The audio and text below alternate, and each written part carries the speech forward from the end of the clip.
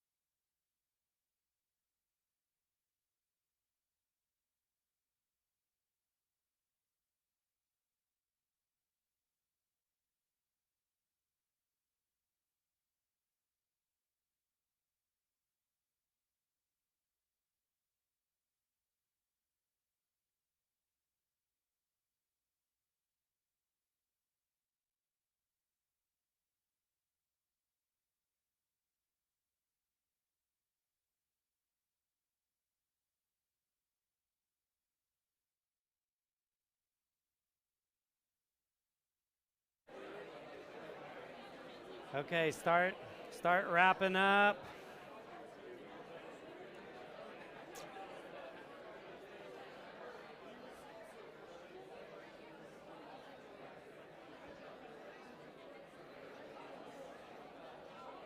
All right. I'm going to pull us back together. We'll have some more time to talk a little bit later.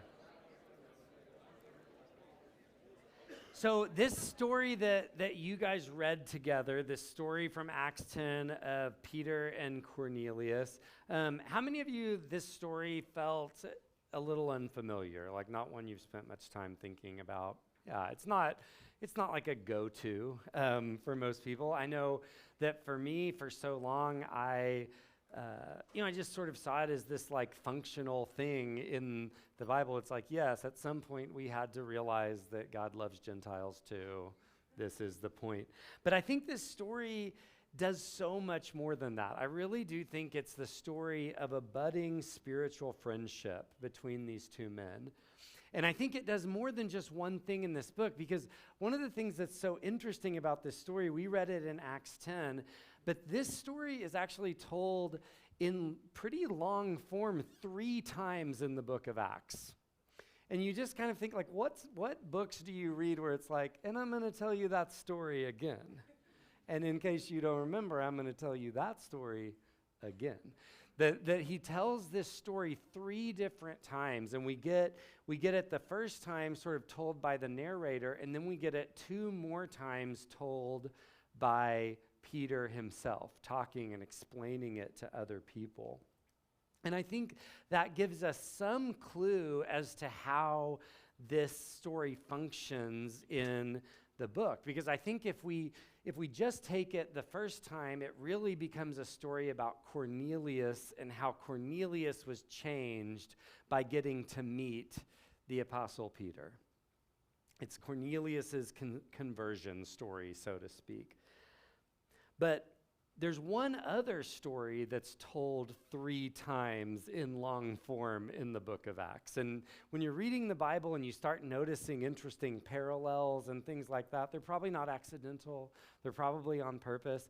Does anyone know what the other story that's told 3 times in the book of Acts is? Any guesses? Yeah, in the book of Acts, yeah. Paul's conversion story. And we get the same thing. In fact, we get it 1 chapter away from this one. In Acts 9, we get Paul's conversion story. And Luke tells us that story. And then later on in the book, Paul tells that story again 2 more times. And so I think we're finding this interesting parallelism that this story of Cornelius and Peter is not just about Cornelius's conversion. I think it's also about a conversion for Peter of sorts. That Peter wasn't just taking the good news to this person, he was learning something about the good news himself, that he needed to be changed. And so we find this transformative friendship, because it's not just started by one person who knew God, being told to go preach to that heathen over there. That's not how the story went, is it? 2 different people heard directly from God in this story. 2 different people were sent to each other. And they were 2 men who knew God in really unique ways. But they crossed some powerful boundaries. This divide of Jew and Gentile in the ancient world, when you read Roman history and stuff, these were the groups that would have race riots between them in their world. These were groups that did not mix. And you even see that in the story, right? Peter says, it's against my law to even associate with you. And yet here in this story, we see them eating. I love the way the story ends, because it's like, and he stayed with them for a few days. It's like he just kind of moved in. This is the beginning of a friendship that's transformative for both of them, a friendship that's ordained by God.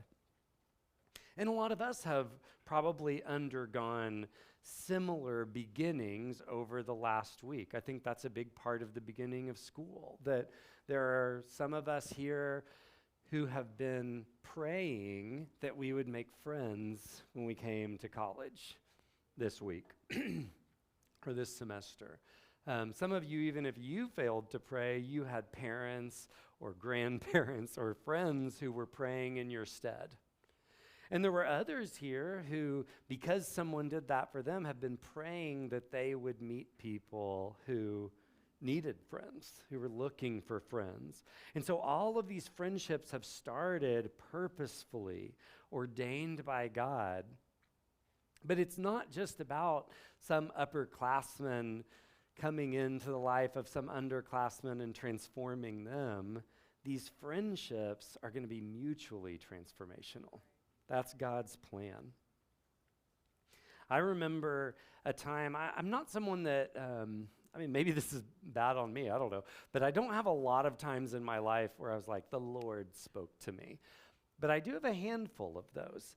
And if maybe you're someone that the Lord speaks to, a lot, or maybe that's something that you think you really want, I have found that usually when he speaks to me very clearly, it's to get me to do something I don't want to do, or definitely would not have chosen to do on my own.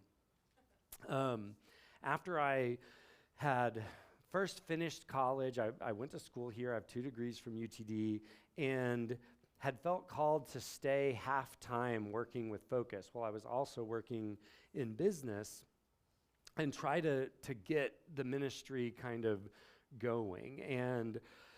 And so I remember this part of what was hard of that is the group that had really started Focus I was the youngest. And so by the time I was finishing grad school, all of my kind of core friend group had moved on and gone and done other things. And so I was in this place of praying for friends and just trying to figure out what does this look like to be this, 23-year-old in a group of 18 and 19-year-olds, and how's that gonna work?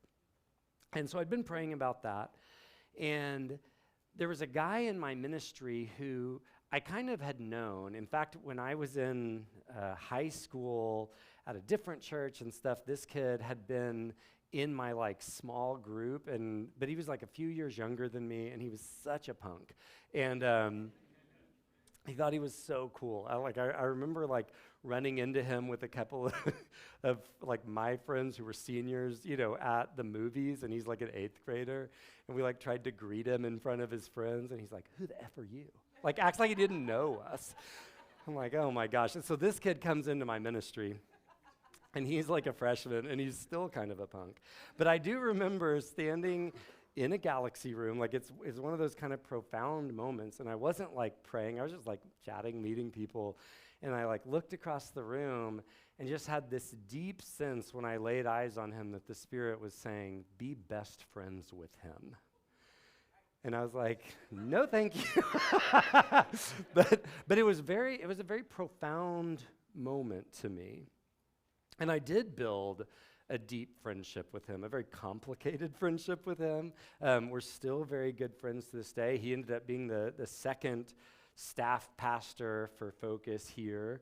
I could tell many stories because he was still such a punk. He is the only person on our Focus staff that I have ever fired just on the spot. We were living together and sharing a bedroom at the time. So somehow we made that work. We had dinner the other night. He bought my dinner. It's really great, But it was a mutually transformative friendship. He was able to relate to a group of people that I had spent my high school years and then thus my college years sort of avoiding because they made me uncomfortable. I didn't know how to do that. We liked different things. We liked different people. And we were able to, sort of through the fussing and the arguing and the figuring it out to become more like Jesus.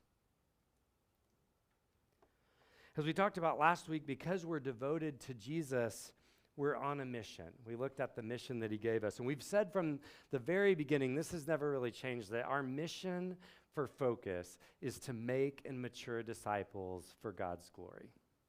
To make and mature disciples for God's glory. And that's just really a reflection of the Great Commission, where Jesus says, I want you to go, I want you to make disciples, and then I want you to teach them, mature them, help them figure out what it looks like to obey all the things that I've commanded. And then the God's glory is just a reminder that we don't do that like the Tower of Babel to make a name for ourselves. All glory goes to him. But then the question becomes how? How do you do? That's great. That's a great goal, right? It came straight from the Bible, but how do you do that? And there's a lot of different possible answers to that in the culture and in the church and around. But I think our goal has been to look back at the master minister, the best one that ever came along, Jesus himself. Roger read to us from John 15. And you see in this scene where he's speaking to his disciples, he says, the scripture Roger read is, greater love has no man than this, that he lay down his life for his friends. And he, just a few sentences later, he says, and I've called you my friends. Because a master doesn't share, his business with his servants. I've shared everything with you. I've told you everything that I've got. A little bit earlier, he says, you call me Lord and Master, and rightly so, because that's what I am. Then he says, but I'm calling you my friends. that Jesus invited these people into real friendship with him. I think back Mark 3, when Mark is recording the selecting of the 12, it says that Mark 3:13, I think, where Jesus goes up on this mountain by himself overnight, prays all night, and then he says that he chose 12 so that they could be with him and that he could send them out, that they could be with him. He picked these guys not just because, oh, these are the most talented. I'm going to pick some people that are going to spend time with me. Later on in the book of Acts, in Acts chapter 4, those same 12 minus Judas are under arrest for speaking with Jesus or for preaching Jesus' name. And the Sanhedrin, it says that they took note that they were all unschooled, ordinary men, but that they'd been with Jesus. It's like the only thing that really stood out about these guys was who they had been hanging out with. That had been a transformative thing. And so we see from this and just reading the story of the Gospels as a whole that real friendship is the master's method. And we don't need to improve upon it. We don't need to scale it up for him. We don't need to automate it like we like to do in America. You know, it's like, well, what if a computer could do it instead? What if a robot could do it instead? And we do this kind of stuff, right? Jesus taught in large groups, right? He did do some of this. It's not bad to teach in large groups if it's not a replacement for the kind of relational thing he was doing. Because when we get to the book of Acts, it's not the crowd from the Sermon on the Mount that shows up to do his will.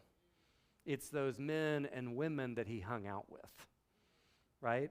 And they were along with him for all of those big lectures. They were a part of that. They remembered those things. They're the ones who recorded those things for us. But those big talks are not a substitute, and we've tried to kind of do that so often in church. It's like, well, what if we could just disciple 1,000 people at once? Wouldn't that be better? And I'm like, but we've missed the arrogance. It's like better than the way Jesus did it? That we think we can kind of scale his way up. Jesus was intensely relational. Not just in terms of long-term relationships, but even short-term. We see these encounters that he had with people that went deep, fast, and that decades later, people are like, I remember exactly what he said. I remember that conversation. That interaction stood out to me. That was unique. It was powerful. So Jesus' whole approach to ministry, community was intensely relational, but we, especially in America, we live increasingly fragmented, individualistic lives, right? By raise of hands, how many of you have never lived with anyone outside of your nuclear family?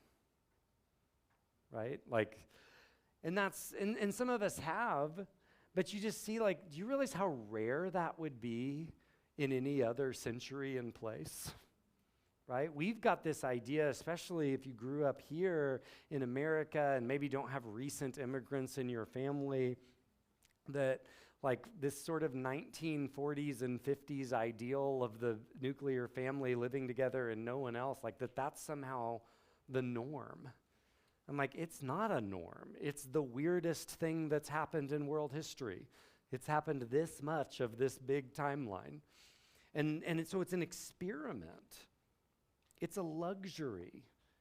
We're going to start talking next week about an orphanage in West Africa that we as a community are trying to support. And one of the things I was talking to some of the missionaries that have run this, and they have 60 orphans that live in this house. And one of the things he said to me, he was like, okay, now don't think of like a huge building. He's like, think of like a small individual family's home and like kids just kind of, you know, on blankets on the floor. There's 60. He's like, they're loved.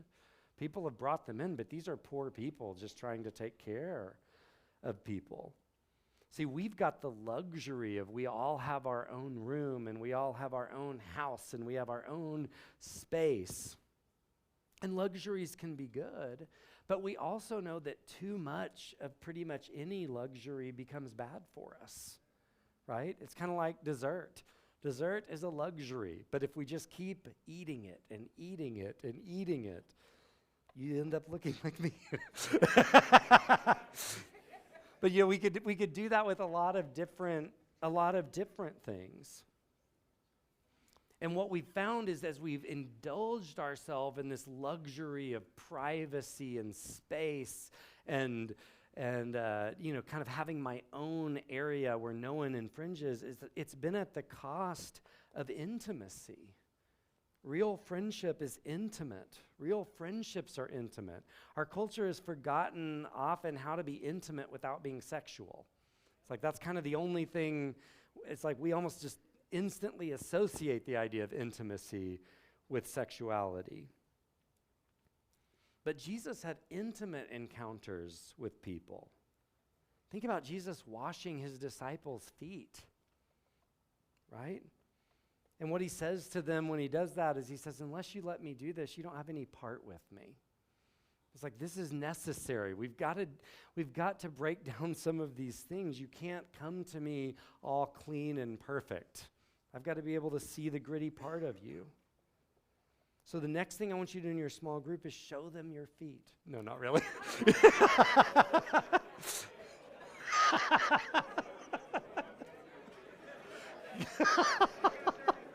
Can you imagine? Okay. Please don't. Please don't. But you get my point, right? That real friendships are intimate, and we push past this stuff. I know for me, this is one of the things we're trying to do with Core. When I was going, to my early Bible studies and small groups, the Bible was kind of always out here, and we would talk about what people ought to do. And we're trying to do something that's more relational. We're sharing in each other's lives. We're sharing in each other's stories. We're hearing. But that requires that all of us take a little bit of risk, right? I compare it, it's like I compare speaking in Core to kind of like anteing up in a poker game. It's like, if I tell you some story from even if it's an innocuous one, it's like I've kind of put something in the pot. We'll see. I might get something back, but I might lose something. There's a risk there. We've already talked about that real friendships are transformative, right? Proverbs 27:17 is one of, popular scripture. Just says, as iron sharpens iron, so one man sharpens another. But many have noted over time that when iron sharpens iron, sparks fly. And some of you have experienced that. When I was with Brad, my friend I was talking about earlier, a lot of sparks flew. And occasionally things would catch on fire. Yeah. But we were sharpened in that process because we were willing to stay in it. We see that with Peter and Cornelius. This is not a story of a comfortable beginning of a friendship. I mean, Peter, it wasn't enough for the Lord to give him a vision and tell him one time, right? I mean, do you see, it's like Luke kind of slips it in. He's like, and this happened to him 3 times, right? It's like he had to have 3 identical visions from the Lord before he's like, okay, I get it. I guess it's really what I'm supposed to do. They're being transformed. They're being changed. They're being pushed into each other's zones. Real friendships are purposeful and not just situational. And by that I mean we're not just sort of thrust together. We can start friendships by accident. We can start friendships situationally. But they will not last by accident. I can tell that over time. I've watched, I'm 45 years old. I have friends that date all the way back from middle school and high school, and I have a lot of people that were my friends that I hung out with that I'm like, what was that person's name again? Because there are people that purposed to stay in my life. They purposed to be friends. And so even when we lived on other sides of the country, traveled, did different things, we've on purpose stayed in each other's lives. And there are others that drift. I don't think that means that we didn't care about each other. Those were just, but they're not lasting friendships. They were friendships for a season. But the kind of friendships that are going to be lasting and meaningful over time are going to happen on purpose. And certainly, real friendships are selfless. That's what John records Jesus saying that Roger read to us. Greater love has no one than this, that he lay down his life for his friends. And do you hear the sort of radical thing, not just the self-sacrifice, but that Jesus, he doesn't say, greater love has no one than this, that a parent lay down their life for a child. Or greater love has no one than this, that a man lay down his life for his wife. He doesn't point to family as the place where the greatest love is found. He points to friendship. Because family is sort of by nature exclusive, but friendship is inclusive. I can be friends with my parents, and I am a friend with my wife, but I can't be married to all of you, right? Wrong religion. No.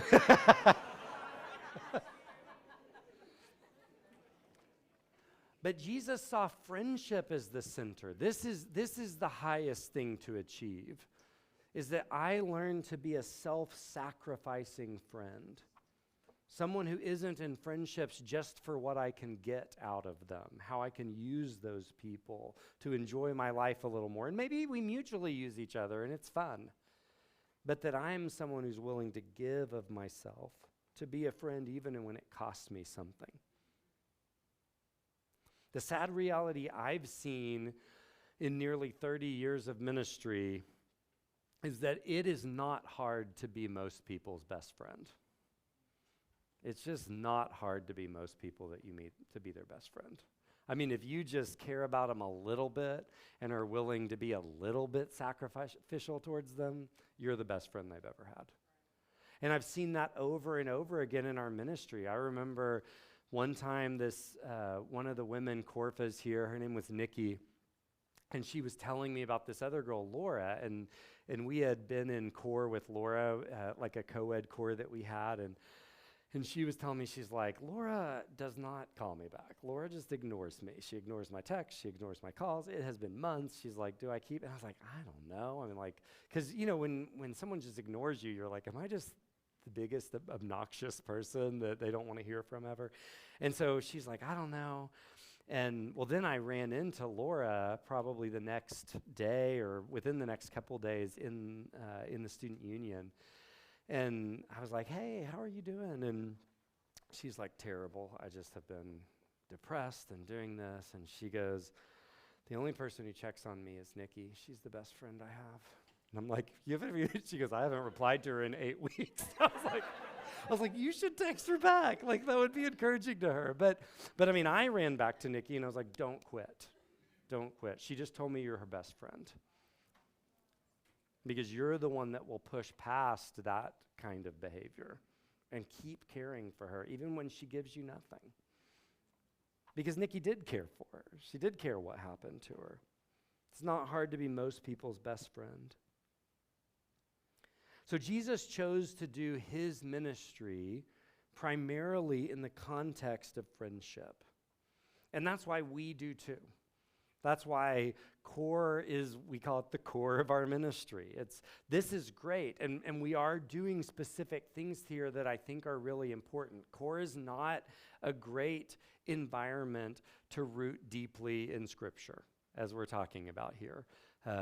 Most cores don't have people that are qualified to teach and take you deeper. We're going to share each other's, if you've sat through very many small group discussions, you've heard as many really bad ideas as you have good ones, right? Because that's how the iron sharpens iron, and we're kind of like, oh, I don't know. Well, how'd you see that in that? I don't know. And, and we're more or less savvy at disagreeing with people. Like, I don't know. Yeah, okay. But in that environment, friendships can really be built and blossom.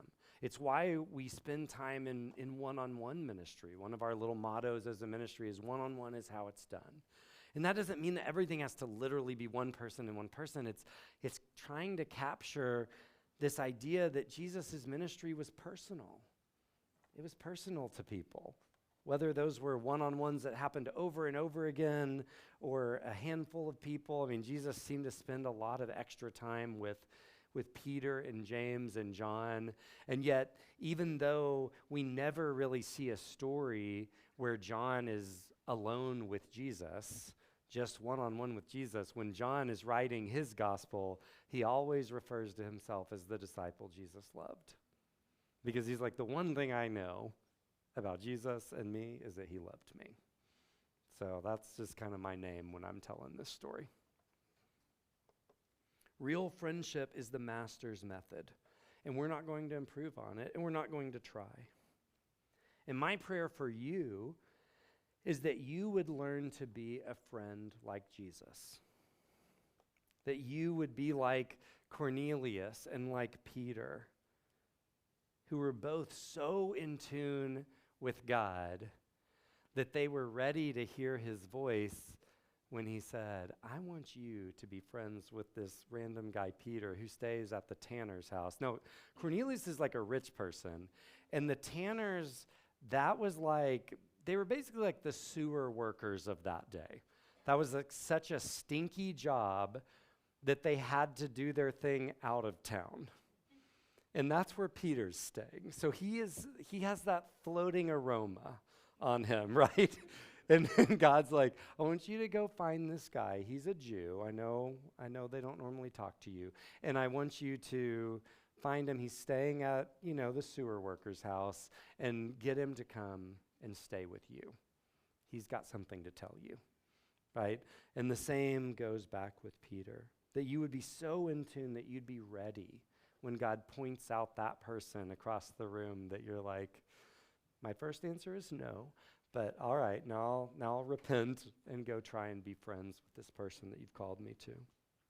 But that's my prayer for you. And so what I want to do to wrap up is once you get back in your small groups or pairs or whatever, and I want you to just share, what is this sort of stirring up in you?